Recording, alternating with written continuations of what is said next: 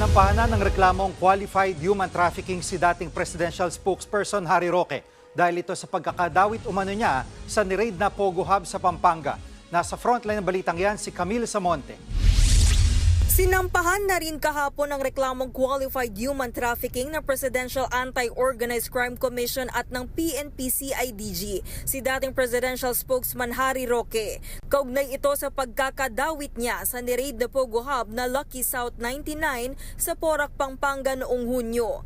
Sa supplemental affidavit ng PAOK at CIDG sa Department of Justice kahapon, kasama si Roque sa 5 bagong respondent na pinakakasuhan. Ginamit na basihan ng PAOK ang affidavit ni PAGCOR Assistant Vice President Jessa Fernandez. Dito kinumpirmang si Roque mismo ang nagpa-follow up noon sa renewal ng lisensya ng Lucky South 99. Pero buwelta ni Roque, patunayan daw muna dapat na sangkot talaga siya sa human trafficking sa Pogo.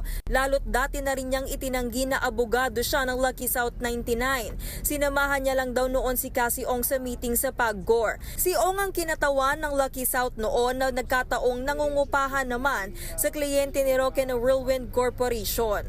Po na walang kahit sinong nagrereklamo, na recruit ko sila, na pinilit ko silang magtrabaho. Wala pong ganyang testigo. Yung papel na sinasabi nila ay hindi po prueba na ako ay isang officer ng Lucky South 99. At pangalawa, yung pagsama ko, wala pong ibig sabihin yon dahil hindi naman po yan ebidensya na ako'y nag-recruit sa sapilitan para pagsamantalahan ang trabaho ng kahit sino man.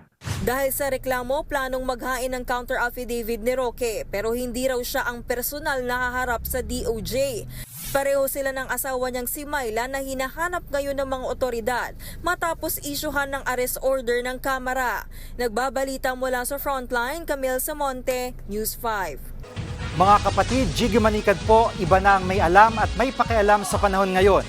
Para sa konkreto, kumpleto at komprehensibong balitaan sa Frontline, mag-follow at mag-subscribe sa social media pages ng News 5.